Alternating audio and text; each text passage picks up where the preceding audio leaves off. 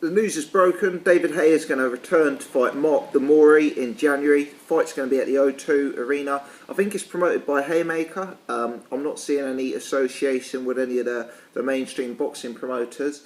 One of the big questions here is broadcaster. If you've got any thoughts on broadcaster or heard any rumours, let me know, because I think that's really interesting.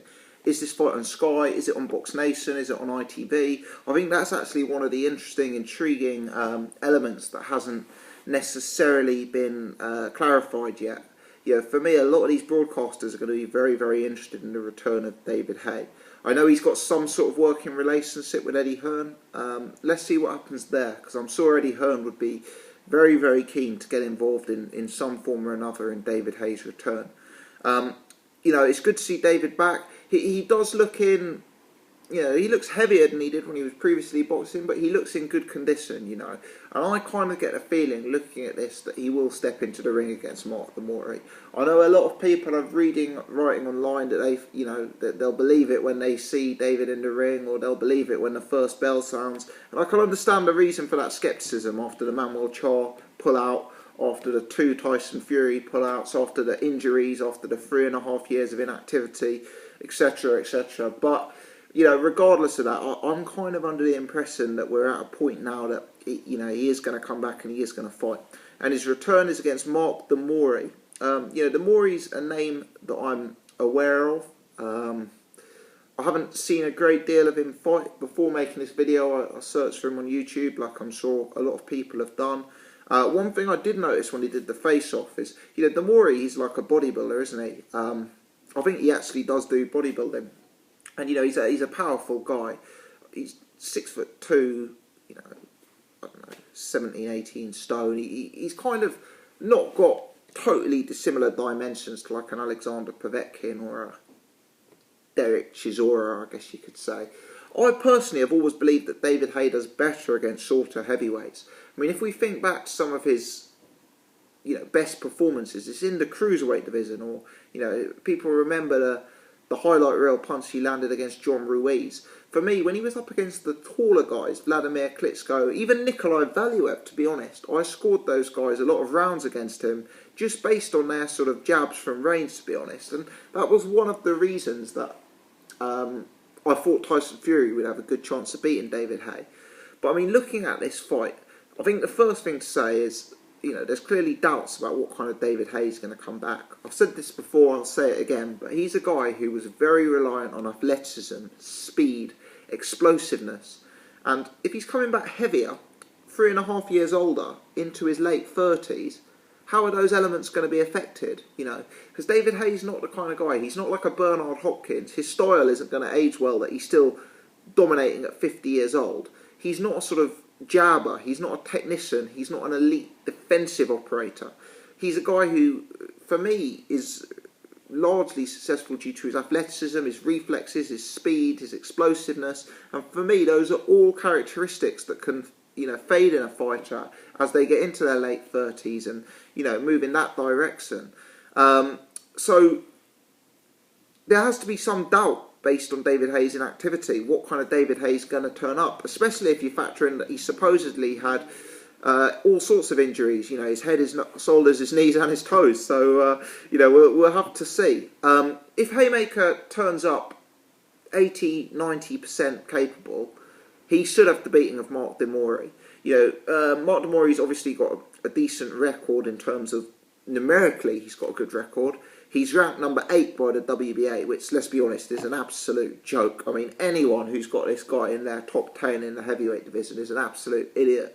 I, like most of you, have probably box-wrecked him by now, and there isn't really anyone of any note. I recognise it Ivica Perkovic, who's a sort of semi-well-known journeyman, who he fought a few fights ago, and they went 12 with him. So, you know, one of the judges had that fight quite close, actually. I think scored it 7-5 in favour of De Mori. So, yeah, De Mori has got a good record. I think he's got 30 wins, very high knockout percentage, with some losses, one loss and some draws early on in his career. But, you know, numerically his record is good. But to have him 8th in the heavyweight division is ridiculous. I mean, he's fought far inferior opposition to the likes of a Hughie Fury, for example, or a Dillian White. You know, he's fought far inferior. And having seen the way he fights on YouTube, and I acknowledge I haven't seen his total back catalogue. I know he's changed trainer, he's taken things more seriously, so you don't rule out him improving. But having seen his back catalogue, stylistically, it could be the kind of fight to play in Haye's hands. Because for me, whilst he tries to jab a bit, this is a guy who really likes to fight up close. He likes to throw punches to the body, he likes to throw flurries of hooks, he likes to throw hooks and uppercut combinations. He's kind of a bit of a brawler in that sense. I don't want to say he's unathletic, but he's quite heavy, he's quite plodding. He's probably not got the speed and athleticism of an 80% David Haye, let's put it that way. And another thing, whilst his knockout percentage is very, very high, that is possibly reflective of the low level of opposition he's been in with. Because I've seen him in some highlights landing, 10, 20 hooks on opponents and them not dropping. He's probably been fighting such a low level of opposition that he eventually gets the knockout. But I don't think that this is a guy with huge one-punch knockout potential here. I think his high knockout ratio is, as I say, reflective of the level of opposition rather than, him being hugely heavy-handed. I think the fact that he's a shorter heavyweight who's quite flat-footed. I mean, arguably he will try and implement like the Derek Chisora tactics. A lot of people said that Derek Chisora was having big effect on David Haye, and was on the cusp of wearing him out when David Haye knocked him out.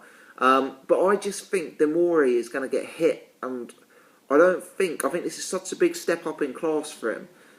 I think if David Haye is back to form, and I've heard things, admittedly, from David Haye and the McGuigans about how good he's looking in the gym, which means very little. But I just think the gap in class here, the gap in skills, the gap in athleticism, the gap in speed, the gap in experience. I know De Mori's had more fights, but it's all about levels. I could see David Haye getting rid of him early here. I mean, there's nothing to indicate De Mori's got a bad chin. He obviously got stopped early on in his career, etc. And that can happen. But I just feel like it's all about levels here. I think David Haye could find this relatively easy work.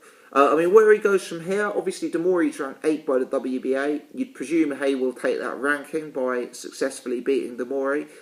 I don't really see him going down the WBA route. I mean, that's a bit of a mess, to be honest. You've got Ruslan Chigayev as the regular title, and then you've got sort of a mess of fighters, really. Lucas Brown, Luis Ortiz, Freza Quendo, all with some sort of claim to being a mandatory. I don't know any of that, but what I know is David Haye would be joining a very, very long queue with an organisation who doesn't, they don't have an aggressive programme of mandatories. So whether he wants to go down that route, I don't know. It would be interesting to see if he goes down the route of big money fights or the route of world titles. Does he want to get himself in a position where he's mandatory for Vladimir Klitschko? Does he want to put himself in a position where he's mandatory for Deontay Wilder? Or is he more concerned about the dollar? I've heard a lot of people saying he's broke. I've heard a lot of people saying he's extremely financially secure. I don't know. I've got no insight into David Haye's financials. But, perhaps if he is money motivated in his return, you'd look to, arguably, fighting Anthony Joshua at Wembley in the summer is a bigger purse than fighting Vladimir Klitschko. If Tyson Fury were to be unsuccessful in his attempt against Vladimir Klitschko, that could be a bigger purse. Who knows? If Tyson Fury were to beat Vladimir Klitschko, maybe he'd even offer David Haye a voluntary. I know there's huge bad feeling between the two, and Tyson Fury said he's never going to, deal with him again. But if Tyson Fury were to be successful, he'd have a mandatory against the likes of Xar Galazkov. Not the most glamorous fight. He'd possibly be more inclined to take a huge payday first in a voluntary against a guy like David Haye if it could be arranged. So it'd be interesting to see. Mark De Mori is not the most exciting opponent. It's not the one that's going to get me the most hyped. Having said that, it's kind of the level you'd expect. I think he's got a good record numerically, as I say, and you're not expecting David Haye to come back in a life or death type fight. So I'm not surprised in that sense. I might try and go to the fight. There's always a health risk buying tickets for David Haye. Who knows what he'll pull out with next? But yeah, it's interesting nonetheless, and it adds a lot of colour to what is an exciting heavyweight division at present, with Fury fighting this weekend, Joshua, Dillian White, Deontay Wilder. Things are hotting up, and for me, David Haye adds to the picture. Let me know your thoughts. Many thanks as always for watching.